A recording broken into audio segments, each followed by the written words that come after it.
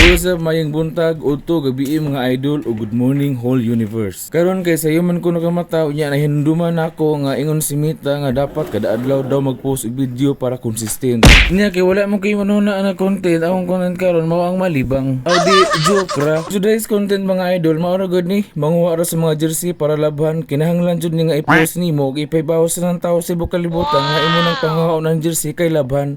Unsaon kay nag-vlog naman ka. Kinahanglan i-post gyud nimo ang detalye sa mga pangitabo sa imong kinabuhi. Bahala gila sa manaw ang imong mga kaila o mga amigo sa imuha. Basta ikaw nalingaw lang ka sa imong gibuhat. Unya nagka-income pa jud ka.